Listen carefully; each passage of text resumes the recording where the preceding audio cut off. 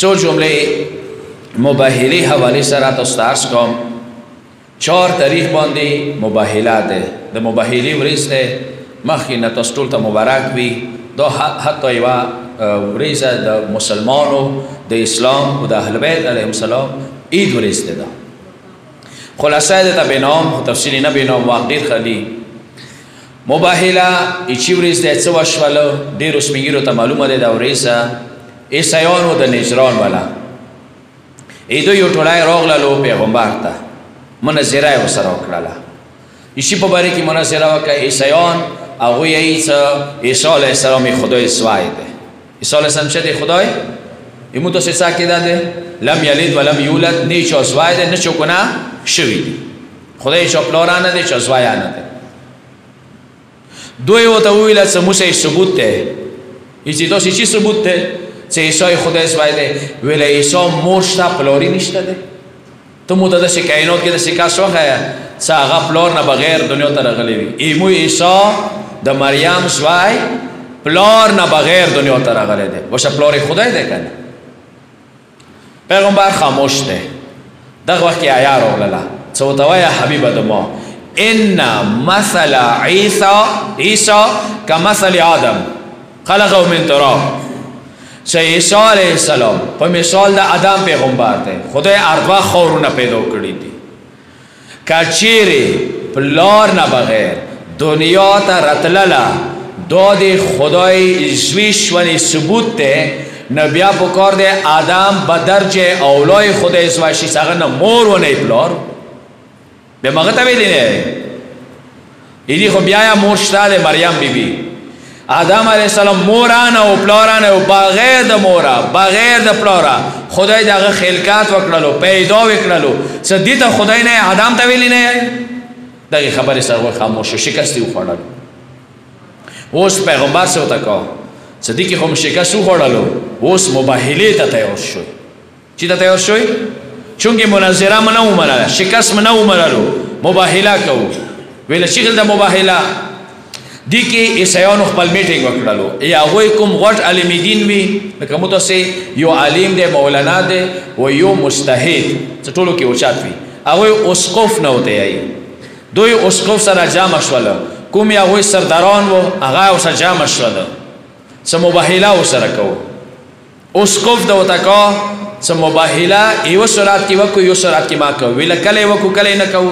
ویله که چیرې پیغمبر مخلوق ډیر ځان سره راوستلو شر شوري جوړ کړی دی دوستان یاران ځان سره راوستله نه بیا ورسره مباهله وکړئ.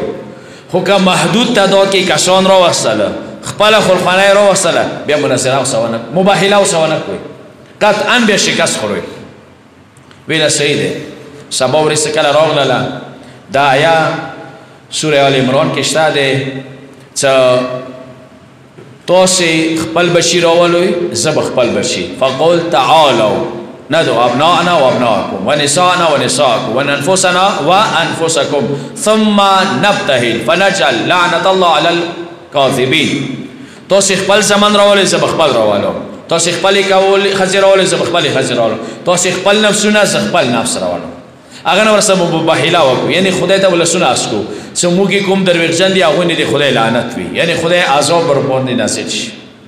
چې کله سبیل شولو اسقف یا هغوی کسان نجران سره راته راغللو. پیغمبر کور دروازه خلاصه شوله. یو عجیب منظر خلق ولیدلو. څه د کسي علی مرتضی حسن و حسین ورمنه صحرا. بس روایاتو کې شته چې علی لاس نه نیولی دی حسن و حسین المسیح مخکې ونه روان دي ورمنه څټه اوسې روانه دی. البته ځینې کتابو کې دې شان سره شته چې حسن و حسین یې ګوتې نه نیولي وو.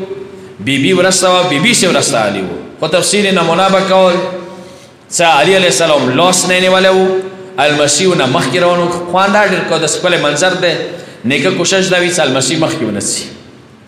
ډېر عجیب منظر دی د کائنات. بیبي ورسته اوسې روانه دی. کله چې نجران سره راته راغللو چې سترګې اسقف وغړولې عیسایانو درته کوه څه مباهلې نه ورسته شوی. ونه کړئ مباهله. ویلې زه د هغه چهرې کسام که پیغمبر خو نفرین وکړلو دغو دوو المسیح اله یمین وویله هغه یې لور دی آغای سده زنگای وطرس وی علی مرتضی ده که امین خیویلا کال بطیر نوی دنیا کی با یو ایسی و نکسی دنیا او با بیوچی یعنی یو با پوتی نشی چی تا بی ایسیون نما پوتی نشی تنا ورست شد یا رسول الله مو مباهله نکو مو شکست منو سوچ که جمله بزنه سی بدل کو یا رسول الله ایتا المسیح و مقابلی کی مو شکستو منن که نور شک دروسی مباهله مکوالا خو حسن و حسین مقابلی کی نشو کوا دا بیوی مقابلی کی نشو کوا دا علی مقابلی کی نشو کوا مو شکست منو 2000 حلی ہوتے ہیں قیمتی لباس 2 جزیے کے شوالو زغری بھی دے نور سامان ہو یہ مسلمان ہو فیدے کی دا اور باندے جزیہ فیدیہ کی خلال شوالا وہ رسمن 24 ذوالحجہ سے موت سے انگریزی تاریخ سره 4 اگست باندے رسمن ټولو عیسایانو د شکست اعلان وکړ سمو شکست منلو اسلام ته برای ملو شو اسلام وګټل وہ سوچ دا وکوي چې اسلام ته فاتح ملو شو اسلام ته نصرت ملو شو چوا چې نه ملو شو حسن او حسین واجنه ای چوا چې نه مشو بیبي او علي واجنه ملو شو دغه څالورو هسته واجنه او نزنین وجود محمد مصطفی واجنه ملو شو